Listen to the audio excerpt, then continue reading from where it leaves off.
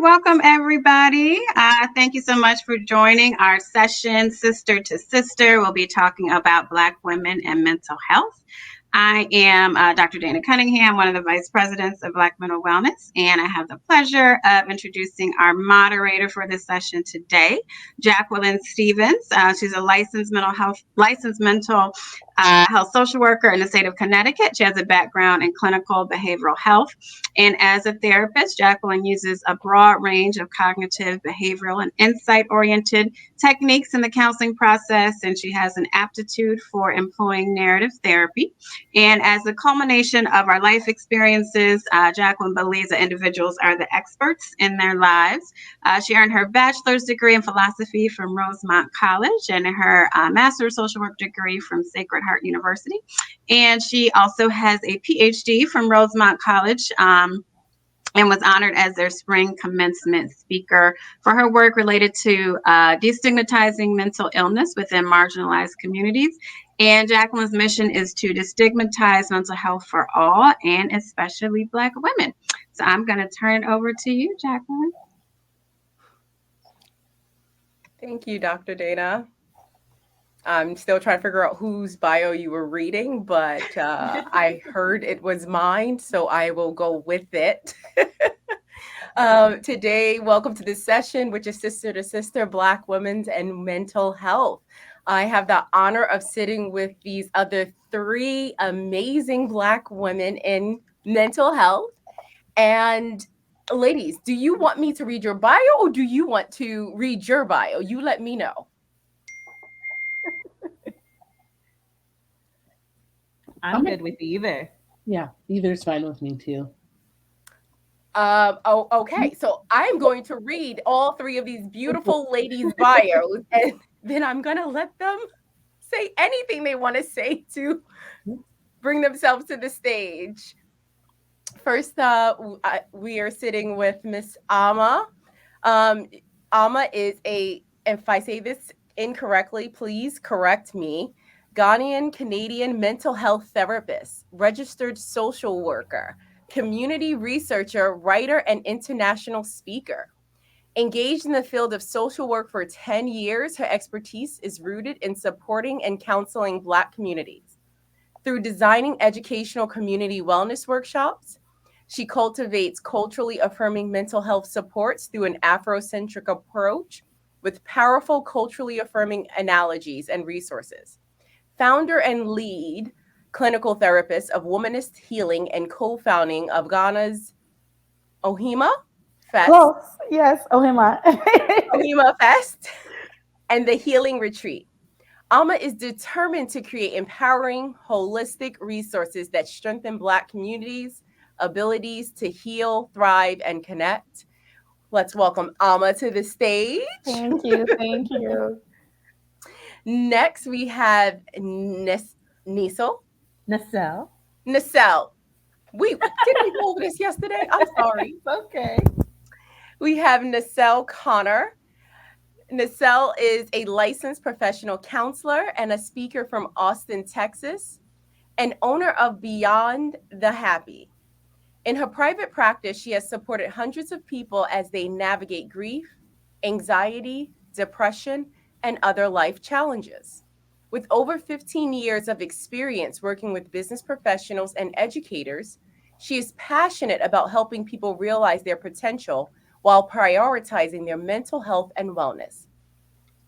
Neasel is the lead facilitator for Heart to Soul perinatal grief and loss groups, where she created an innovative and interactive curriculum designed particularly for women of color. Let us welcome Neasel. Thank you. And last but absolutely, definitely not least, we welcome Kimberly Parker. Kimberly currently serves as the Chief Executive Officer of Revive to Thrive Wellness Center, a leading group practice dedicated to meeting the diverse needs of Texas residents.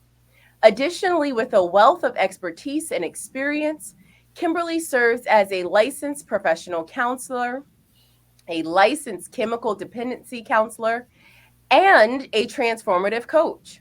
Her specialization areas include trauma, anxiety, depression, addiction, life transitions, and bolstering self-esteem.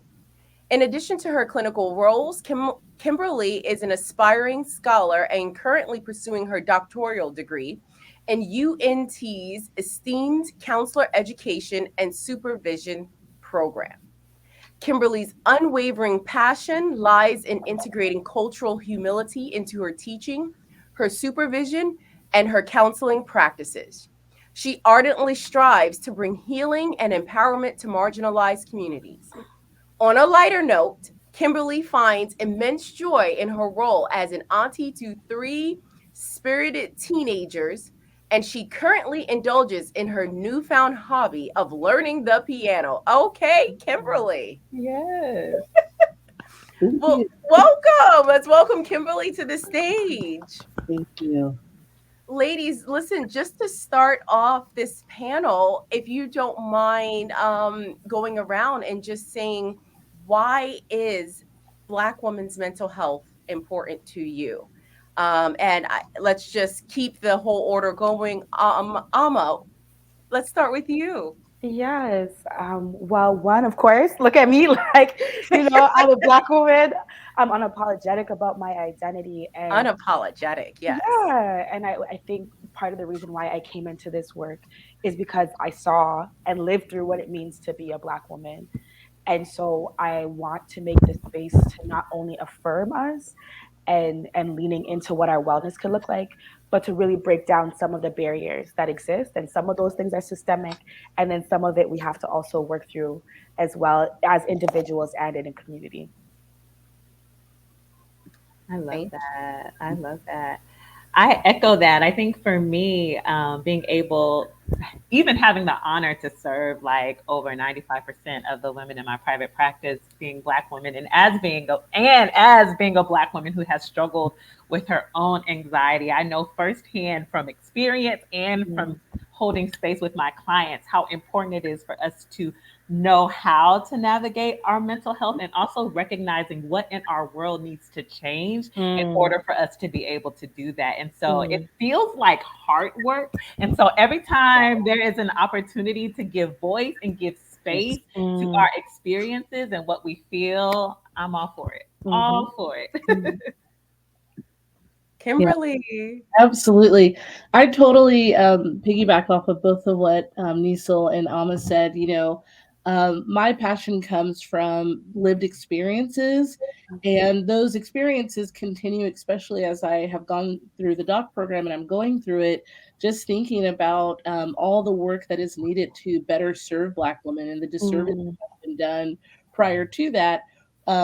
Experiencing that as a therapy client. So I think that's where a lot of my passion comes from. But also, I was raised by a Black woman. I am a Black woman. I am participating in helping raise 2 Black little girls right now because I'm that over involved auntie, And so thinking about how I want better for the generations who come after me, that's really important. And I'm sure y'all might agree, but for me it also is just like this calling. It was something that pulled me more than something that I went after, and now I'm going after it super hard, but it was more something that called me. And I know we'll get into this later with some of the questions come up, but we got every now and again that toughest shoulder starter pack would come up. And so it's like, how do you deal with that? How do you deal with the anxiety? How do you deal with the trauma? And so lived experiences, I would say, definitely is number one. So it's interesting, Kimberly, because you said you were raised by a Black woman. You are a Black woman. You are helping to raise Black women. Yes. And so I would love to sort of take a step back, right? And go over sort of the historical context. So before we go forward, let's go back. Let's take a step back so we can correctly go forward and understand the importance of why destigmatizing the strong Black woman thing needs to happen.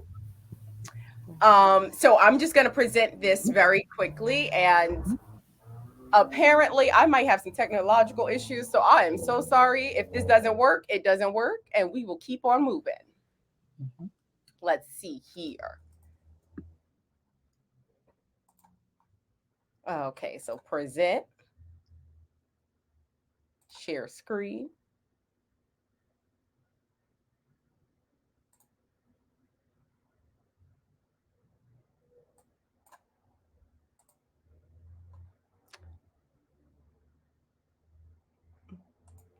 Uh-oh. Hold on. I'm so sorry, guys.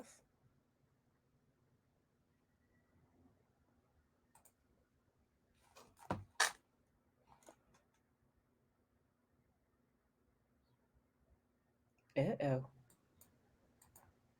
Doesn't look like it's sharing. There we go. Okay, hold on.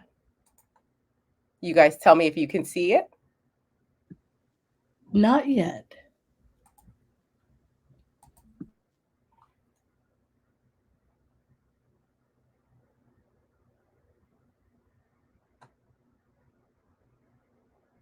Is everybody able to see it yet?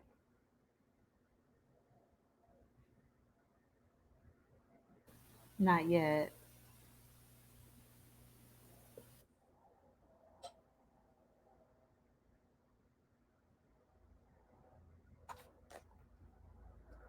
Still not yet? Not yet. So here's what we're going to do, because if it's not working, it is just not working. Because apparently it is not working. I'm going to try this one more time. But I apologize, everyone. Yes. In the meantime, I would love to know if people can put their cities in the chat. It would be great to know where the points of voices are coming from, you know. As mentioned earlier, so I was raised in Canada, but I'm from Toronto. So I love the fact that the virtual space allows us to kind of be in all of these places at once. Yes. So we're just going to keep going, because while y'all putting your cities in the chat, we'll just keep going and we'll talk about why we have to talk about this. So residing at the busy intersection of racism and sexism, the Black woman's intersectionality has meant that her problems, concerns, and needs are uniquely different from those of both white women and Black men. Black women must overcome racism and gender equality at the same time. And because we are fighting them all at once, our commitment to our various intersectionalities has pretty much developed and this strong Black woman persona that we have put on. And if we take a look back through our journey of our history, Black women, as Black women, we were brought to this country to breed, to labor, to care for others. And then we were beaten, sexualized by our slave masters, and ridiculed by, oddly enough, their wives for being raped by their husbands. The story is deep, right? So do you see the need for the development of the strong Black woman? Finally, after a long day of work, Black women returned home to serve and submit to our husbands, who were the same people that we toiled alongside in the field. And if we moved along to the civil rights movement, which wouldn't have happened without Black women, yet at the expense of missing out on the feminist movement because they happened at the same time, Black women had to decide whether they were going to be Black or whether we were going to be women. Oddly enough, and I'm sure we can all agree that the decision was easy as we watched our fathers, our sons, and our brothers having dogs and hose set on them in the street.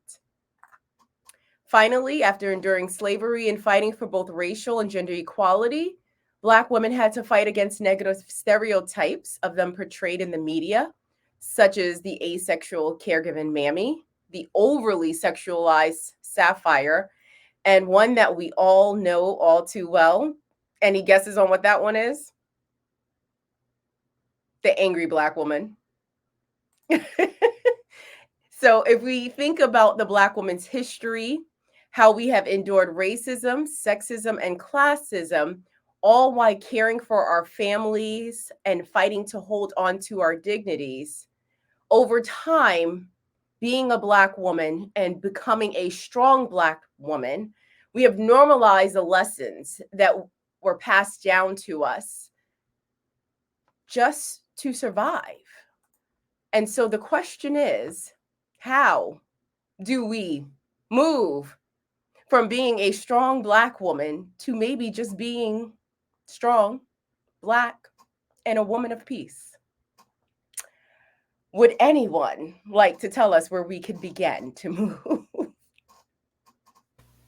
Ooh, that's such a big, big question. But I love how you separated the words, right? That gives us permission, right, to change what the adjective is in front of Black women. And when I think about the word strength or the word strong, I think what we really have to think about is if strong is the behavior, what is the, if strong is the fruit, what is the root, right? And if I can be strong, what seeds do I need to plant that grow strength? Not the ones that we've planted before, like me being sacrificial to my own expense or me not allowing myself to feel pain or me pushing through things, but what other seeds can grow strength, right? The seed of rest, the seed of taking care of myself, the seed of asking for help, that can make me strong as well. And so I think when we start to redefine what the seeds are, then strength and strong doesn't have to be such a bad word. Anyone else have anything to jump in here? I love that, Neasel, because what it reminds me of is just like redefining what the strong Black woman schema is. And I think that that's so necessary that we redefine it. And for me, that looks like not doing it all and learning how to say no. I think when I think about like these past 3 weekends, I'm an extrovert, so I'm pretty social.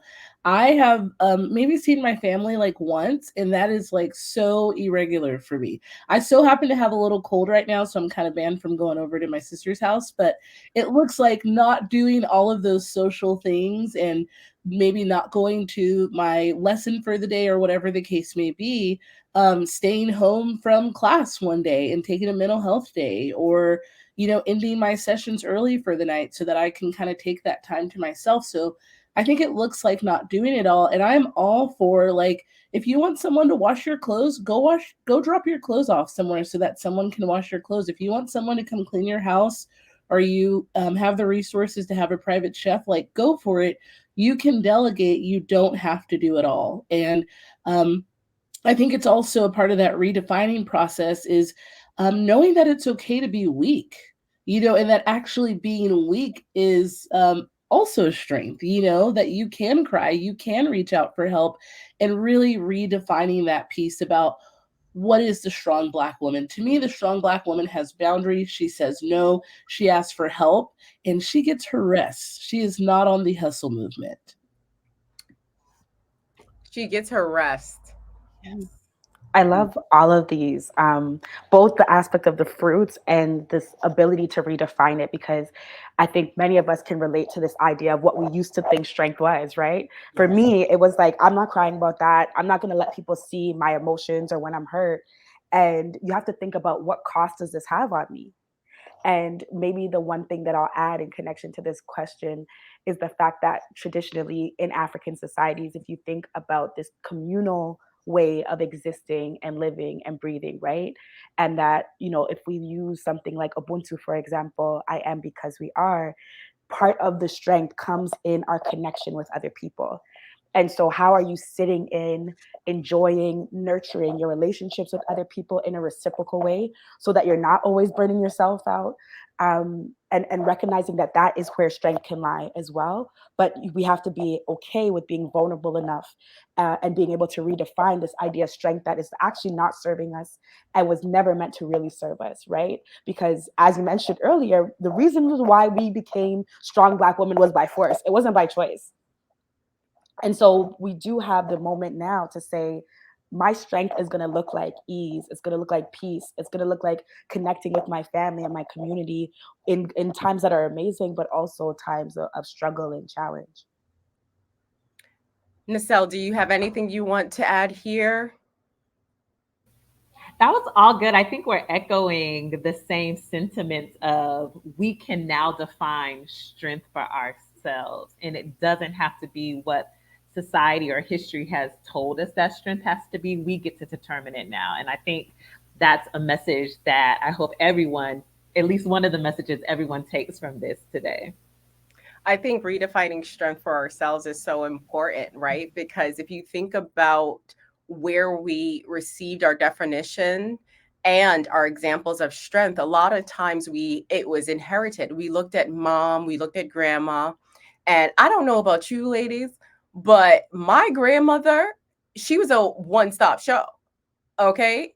Like my grandmother went in, bought the food, cooked the food, cut the food up, served the food, all while walking around in heels, pearls, and red lipstick and cleaning the house before everybody else came. When I got married, I thought I had to do the same thing. And I was like, wait a second, this is for the birds. I was like, what is this? I just can't do it. And it wasn't until I realized, wait a second, whose model am I using in my own home? So I want to ask, how do we actively maybe adopt and learn new strategies? Where does one begin? For me, that was in the therapy room. It was in the therapy room and being able to learn like boundaries. And at first, it was like this whole new idea of like, what is that? Like, you want me to tell my mom no? You want me to, so like it was about relearning, it was a lot of unlearning and relearning, which I see in a lot of my clients. And it's a heavy process because, you're doing two things at once. You're trying to unlearn the things that no longer serve you well and learn the tools that are going to serve you well. So for me, that happened in the therapy space, coming from a family where you were told to like sweep things under the rug and to don't say things outside of this house. Family business stays outside of your house. To this day, I love my dad, but he thinks I work with crazy people. Is like my little joke. And so really just being brave enough, there had to be a lot of courage and bravery to like step outside of the box from those things that I learned and decide, okay, like what is boundaries and what is being assertive and not passive, and what does it look like to ask for what I need? So I would say the therapy space has been very, very helpful, both as a client, but then also what I learn as a clinician. Thank you, Kimberly. Neasel, do you have anything to add? Yeah, I think what I witnessed was a lot of doing, but not a lot of being or Mm. asking, right? And I think as we begin to reshape our homes and reshape how we show up in space, this aspect of allowing ourselves to just be who we are and separating like our value and worthiness from doing, I think can start to help us move forward and start to create generations of little Black girls who grow up to be Black women who are assured in who they are, separate from what they do. And so I think once we allow ourselves the space to just be, that will really help to move us forward. So, I want to ask you a very interesting question, because what I heard Neasel and Kimberly say was, one, boundaries, Mm. taking up space to be. Um, so, Amma, what would you say one should do when it comes to implementing the boundary or the word no, which is not always accepted for Black women? Like, Yeah. when we say no, we're being disrespectful, we're Mm. being ungrateful, Mm. or we're not team players or community players. Yeah, I think one, we romanticize boundaries sometimes, right? In the sense that people are like, okay, just put a boundary up. But it is really hard and it is a practice and it does take a little bit of time. I think one of the first things that come to mind is, what do you gain as a result of creating a boundary, right? Is it more time? Is it peace? Is it the ability to take off something that's on your plate that really shouldn't be there to begin with, right? I think oftentimes when we think about boundaries, we automatically think I'm hurting this person, or I'm saying no to this person, or I'm not showing up for that person. And it completely diminishes what do we need and what is it that those boundaries would create for us. And I think the other thing that it allows for is it allows people to learn differently, right? Part of what happens with boundaries is we think, oh, people are just going to respect our boundaries. That's not what's going to happen. People are always going to come up against our boundaries. And so part of the ability to apply them is actually teaching people how to show up for you. It's teaching people how to be in relationship with you, how to love you, how to care for you, and how to respect where your capacity is. But if we consistently say, I got all of these things, then we're never going to actually allow or the space for reciprocal relationships to happen in the first place. I like to say no is a complete sentence. Absolutely. It needs no explanation. And my no is not always going to feel good for you. So at that point, I want to move into the more clinical and mental health practice. And, one thing I want to ask is therapy, unfortunately, which you can learn boundaries, you can learn how to say no in therapy, but it's still highly stigmatized for us as Black women. What have you seen as a provider has hindered most Black women for seeking therapy and really obtaining the healing that they need? Anyone can jump in here. Neasel, I'll start with you. I was just about to. I was just about to unmute myself. Yeah, absolutely. What I have seen, especially with serving so many Black women, is a few things. One, there is this feeling of, if I come and almost show my cards, what does that say about me? If I come and tell you that I'm struggling, then that means I couldn't fix it myself. If I come and I'm vulnerable, that there's like this negative connotation that comes with getting the help that we need sometimes. And I think it also goes back to how hard it is in general for us as Black women to ask for help. We usually ask for help out of desperation, after we've tried all the things we can do on our own. And at that point, we go and seek the help. And so we're already coming burdened because it's like, I couldn't fix it myself. And now I have to get someone else to come on this journey with me to support me. And so that's one of the barriers, or one of the things that come up that I see with the clients I work with. And then time and community. Like, Black women and time, that could be a whole separate panel. But time, just finding an hour for me to center myself when I have a family to take care of, I have work to do, I have all of these roles I have to show up as. I don't have time to get the support I need. And so those will be the things I see that kind of get in the way of even some of my clients getting the support that they need.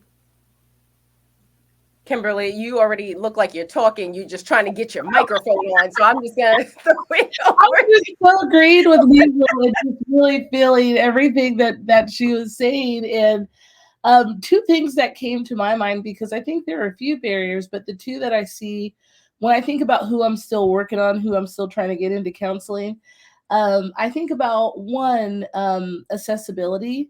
I think it was APA who stated that there are 4% of therapists are Black. And that's not even touching on the various disciplines or pre-licensed individuals, et cetera, et cetera. And so I think every week, which is like a good problem, but a bad problem for me, is I'm turning away clients who are specifically looking for a Black female provider. And so I think really getting access to a Black provider is something that is a barrier. And I'll have clients who tell me, oh my gosh, it took me so long to find you. And I just think about how much they were like reeling, how much that they were struggling until we finally connected. And so accessibility is one thing that's coming up. I'm also thinking about too, which is very prevalent in the Black community, is religion, and sometimes believing that like, I need to focus solely on like God or like my religion and pray about it. And I always like to say, you can have a therapist and God or whoever your higher power is. Like they can coexist. And so that's another thing I think that comes up is like, if I go see a therapist, does that mean I'm not believing in God or my higher power? Does that mean I no longer have faith? When really the two can coexist. So for me, I would say it's accessibility as well as religion, and not believing that your love for your higher power, and working with a therapist who was made and gifted right by the higher power, like, and so I try to let them know you can have both. You're not doing anything wrong. If anything, you're utilizing the resources that were placed before you. Kimberly, thank you. Amma. Yeah, I guess the only thing that I would add is it connects really well with both what Neasel and Kimberly was saying, was shame, and how much shame people are holding when they come into the space. You can see it in folks' body language, and also what they verbalize about. Neasel said, like, I should be able to do this. Like, I should just be able to push through. And one of the things that I would notice as well is such a barrier, is that people become so used to minimizing how they're feeling, their experiences. They're chronically feeling burnt out. And so it takes, I think, Black women a longer time to access that support. I find that by the time folks are coming, they already might be, living with depression for a long time, but actually not realizing the depths of what it looks like or how it's impacting their day to day, because they might still be able to go to school or to go to work or to do some other things. So that's what I'm seeing in terms of the barriers.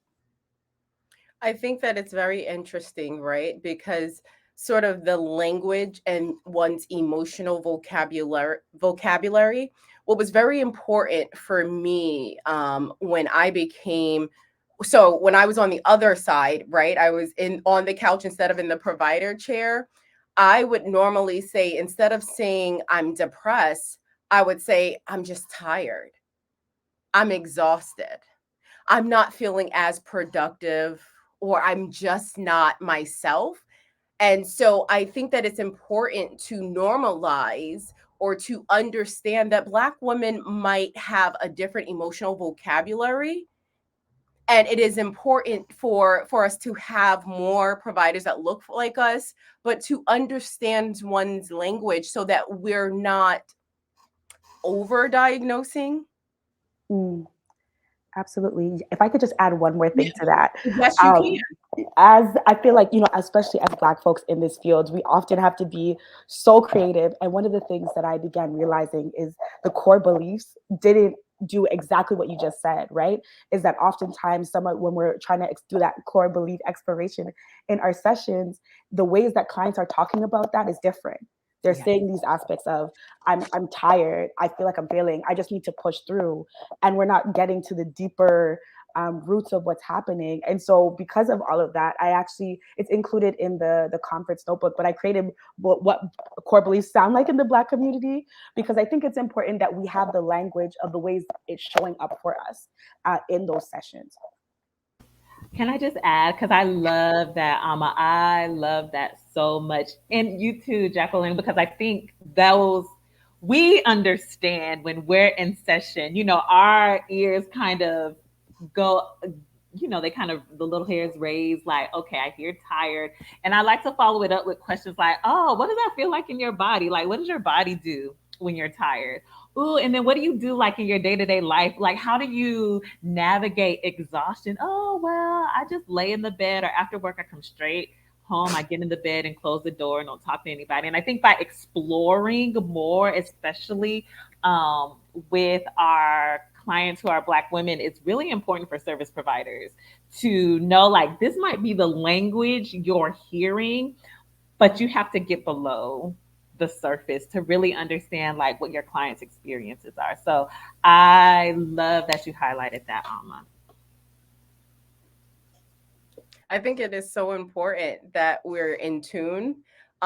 It's interesting because when you utilize the word I'm tired, it could be a very mental thing.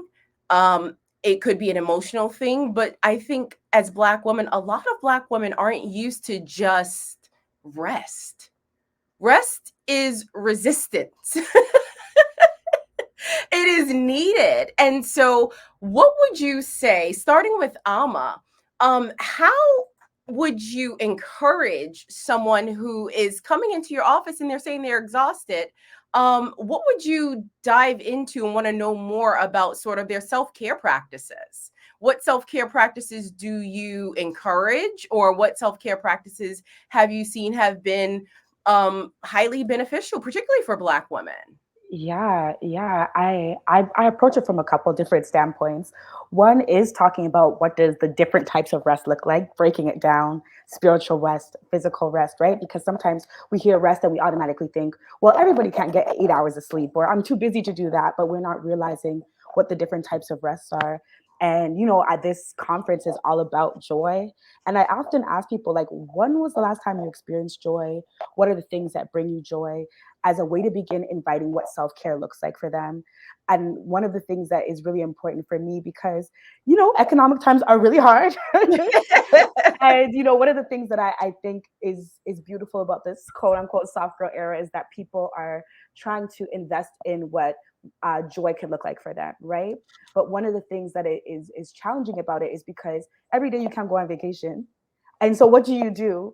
And so for me, one of the things I talk about is, okay, what are sustainable ways for you to take care of yourself, right? Like, what does sustainably every single day taking care of yourself look like? If it's for 10 minutes sometimes, if it's for 15 minutes, is it walking? Is it going to a dance class? Is it throwing on a YouTube video of yoga or meditation, or even something in connection to your spirituality or prayer, right? So I think for me, it's about what does a sustainable way of caring for your mind, body, and your spirit look like for you? Yes.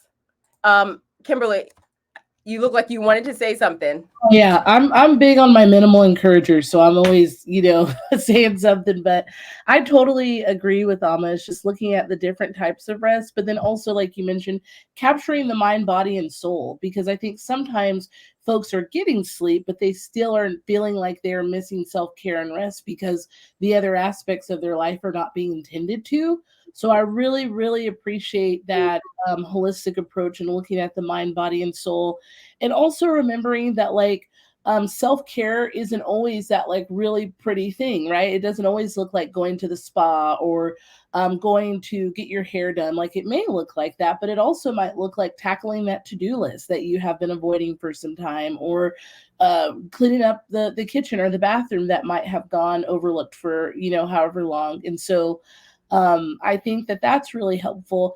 I also really like to address this with, like, a small step approach, if you will, because I think if we, like, come up with a self-care plan for our client, or a plan that's related to rest, then sometimes they can almost feel overwhelmed by this plan.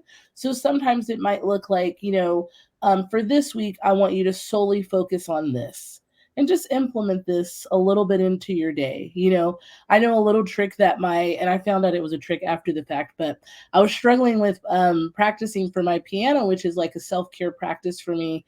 And my teacher's like, I just want you to do 10 minutes a day. That 10 minutes always turns into at least 30 minutes, sometimes a little bit longer, right? But that was that little step-by-step approach that got me to indulge in something that was really good for my heart and my soul. So those are just a couple things that come to mind. Neasel, I'll end right with you on this particular question. I mean, like, I feel like Alma and Kimberly are like in my mind as well, because everything they said, I was like, yes, yes, yes. So I don't have much to add. I'll just add this, and I like to help clients visualize what a rested version of themselves looks like. Sometimes they don't even know, like, they've been in this kind of exhausted but productive state for so long that they don't know what a rested version of themselves looks like. And so we'll walk through, like, what does this rested version of yourself look like? How does she show up in the world? What does her hair look like? What does she do? What does she do for fun? How does she get to this place? All of these things, so they can start to visualize that the woman they want to become.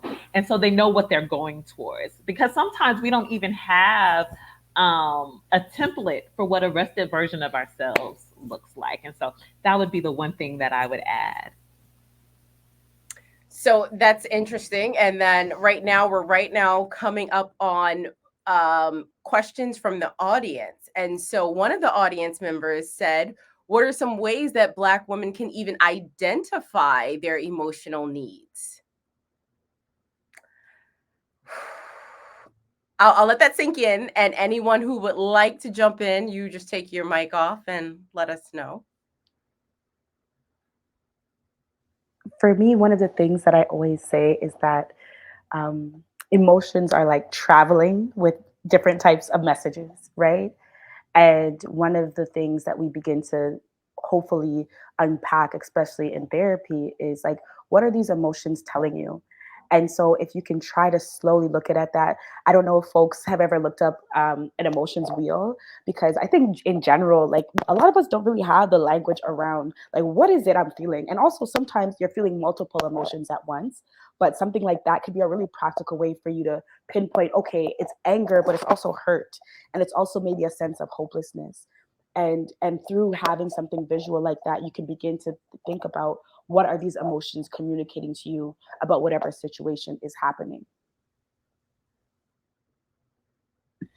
And to piggyback off of that, and I heard a little bit of this earlier as well, it's like getting more in tune with the body, which is why I think like body-based interventions are so necessary and important for Black women, because your body is always telling you something. And so if we can tune into it, I like to listen to it when I'm around people, when I'm engaging in certain activities, to see like, what is bringing me joy, what is not, when do I not feel safe, and like, I think that can tell us sometimes about what the emotional need is simply by tapping into our body and listening to what it says, because I think it doesn't lie. I think the body is very honest. It can be very honest in telling us what we need. So when it comes to emotional needs, it's like coupling the emotion that you're feeling with the body sensation and being able to identify better, okay, from this is something that brings me joy, so I want to do more of this, or this is something that I really don't enjoy it, I want to do less of that. And so to summarize, I guess I'd say coupling once again your emotions with your body sensations. And I love what you mentioned too, Amma, about the feelings wheel and really being able to tap in more into like, what do these emotions look like? You know, looking at the intensity of emotions, because the emotion, the how we identify it or name it might change based on the intensity of it. And also to know that we can feel multiple emotions at once. And so really tapping into that and seeing like, well, what is that telling me when I'm feeling both this and this at the same time? How are those coexisting? And what is that saying about my current experience? What is that telling me about what I currently need in this moment? Thank you, Kimberly. And we have one last question for the panel, which is, what does it look like for one to sit with their emotions? Neasel, I'll start with you. Yeah, I love this question because it's almost like you hear this a lot. I think especially in the era of social media, it's like, sit with your emotions, sit with your feelings. And I've even had clients be like, what? I don't have time to be sitting here with with my emotions, or two, what does that even mean? How long do I have to sit here? And when I hear like, what does it mean to like sit with the emotions? What I think about is really to give yourself space to kind of understand what's happening. So if we think about our emotions, our thoughts influence our emotions influence our behaviors. And so to me, sitting with your emotions is kind of peeling back the layers and letting yourself think about the thoughts that are influencing those emotions. Where do those thoughts come from? Why are those thoughts coming up for you? Are they a real thought? Is this a thought distortion? What do we do with that? And so rather than just like sitting and letting the emotion come up, it's also like thinking about like what is causing the emotion in the first place. And as a result of the emotion, what do I want to do right now? How do I want to process? And then how do I want to regulate that? I always talk to my clients about, once you let yourself sit in those feelings and do those things, let's talk about how we regulate so that we can go out into the world. And so that's what comes up for me when I think about sitting with emotions, sitting with feelings. One of the things I like to tell, because Neasel, you said in the age of social media, sitting with your emotions means literally sitting with your emotions. And I like to tell my clients, turn social media off. Like, how do you even know your emotions and thoughts are your own when you are spending like 4 hours scrolling on a phone or a computer? You have not sat with anything. It means facing the emotions that you have swept under the rug, the emotions that you have not felt in years that you're afraid to feel, right? It means being brave and figuring out sort of, okay, I haven't felt that anger that I have had from my mother in 10 years because, we just don't talk about that thing. But yet and still I'm angry because I'm scrolling social media and I see all of these other women with their moms, every single or the ideal mom or the perfect mom keeping the house. Ain't nobody cleaning the house all day. You gotta pay these bills. Half of these women gotta get out here and pay bills. So turn the TV, the computer off and just be with yourself. Would anyone else like to jump in here? I would. I would say also the bypassing. Like one of the things I always talk about is like, what are your default settings, right? And some of us can really easily bypass the emotion. So the emotion comes up, and then we bypass it by just saying, "Oh, that's not important. That's not something I could deal with right now." Um, Even spiritual bypassing, right? Like using our spirituality as a way to bypass it. But I think by being honest with yourself about what do you typically do when an emotion comes up that especially feels uncomfortable, because that's typically what it is, right? Oftentimes, hopefully, at least we can sit with joy or sit with the quote unquote emotions that we deem a little bit more um, fun or light, but the harder emotions is what's often difficult. So I think one of the things to be mindful of is like, what is your automatic default setting usually, and how can you make sure that you're not bypassing it when it shows up? So, in the interest of time, we do need to end, but I would love to just give each panelist, because this year's conference topic is reclaiming joy in the Black community. How have you personally reclaimed your joy in life? What has it meant for you as a Black woman, just as a Black woman or as a Black female clinician, to reclaim your joy? And we will start with Amma. Do you mind starting? No, it's okay. I've done a couple of things. One is that I learned to find my voice and listen to it and make sure that I'm coming from, I can't remember if it was Kimberly or Neasel that just talked about, no, sorry, it was you, Jacqueline, excuse me, sitting with yourself, because we have so many voices in our head and these ideas of what it is that we think we're supposed to be. But by listening to my inner voice, I've been able to find a deep sense of joy and peace. Um, but also knowing that life is beautiful and that I deserve joy, right? Like I'm committed to living a joy-filled life because it's my birthright. That is my birthright. My birthright is to be here and to live a good life. And so I want to sit with that as much as I possibly can. Thank you, Amma. Kimberly. Absolutely. For sure. For me this year it's looked like reclaiming joy. It looks like listening to my body and doing the things that I can tell bring me joy, that I can feel it in my body. And so, for example, one of the big decisions that I made this year was I looked at all the different hats that I was wearing and I thought to myself, which ones bring me joy? And I felt it, which ones do not. And that led to me dissolving the employee side of my business and solely focusing on my work with students who are still in their master's program, because I realized I don't enjoy managing people. I love supervising, but I don't enjoy managing and I don't have to do it. I'm the boss. So I'm not going to do it anymore. Right. And so it looks like no longer doing those things that don't bring me joy. And I understand everything's not going to be a walk in the park. For example, doing notes. I'm sure most of us as clinicians, that's not our favorite thing to do, right? But we do it because it's a part of the job. But so I say all that to say everything won't be daisies and roses, if you will. But if I can help it, if I can take it off my plate, I certainly will. So that's what this year has looked like, is doing the things that bring me joy and getting rid of the things that don't bring me joy. It's been huge. Kimberly, thank you so much. Neasel. Yeah, I think for me, a couple of things come up. Asking for what I need. Oh, I have not felt this amount of freedom and liberation in my life that I do when I started to become really clear about what I needed.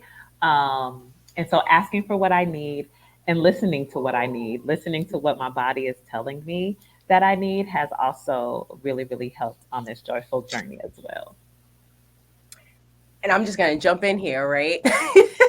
Please I do. think for me, it has been practicing radical self-care. Because as a wife, as a mother, as a clinician, and everything else that we do as women, as just people, I had gotten used to putting everyone and everything else before myself. And that left me burnt out, exhausted, and just lethargic, and a lot of health issues. So for me, reclaiming my joy this year looked like putting Jacqueline first. It looked like making time for myself. So getting up in the morning, going to the gym. It looked like my husband was like, wait, your gym costs a lot. I was like, if the gym is not paid for, I will not be happy. If I am not happy, none of y'all will be happy. Right. So we found that we could do that, right? But also it is just understanding what peace is to me, and to understand that as a Black woman, I can just be that, a Black woman. I did not have to be a strong Black woman, that she is a myth, that living at the intersectionalities of racism and sexism has been stressful, filled with trauma for us all, demanding, and impossible to keep up with. So the expectation of remaining resilient, regulating our emotions, and caring for everyone else without actually having space for ourselves was unrealistic. Not only did it activate a threat defense mechanism and other things, but our mental and physical well-being has gone out the window. So as Black women, we have to move past sort of the inherited behaviors that we took on from mama and them. And we need to feel free with moving into a space of open dialogue and safe spaces. Again, we must remain and move back. We must make being a strong Black woman a thing of the past. And it's time to become strong, Black, and being a woman who enjoys peace. Thank you, everyone who has attended this amazing panel today. I guess that's it. Any last words, ladies? I was going to say one thing that I forgot to say with the joy, how I'm cultivating joy. And I just wanted to say that self-compassion is fertile ground for joy. When I am kind to myself, joy can take root. And so if you just start there, even before you get to all of the activities and the care, if you can just start with being kind to yourself, joy will grow there. So I just wanted to add that because it slipped my mind when I was talking, and I wanted to offer that in the space. And we're done.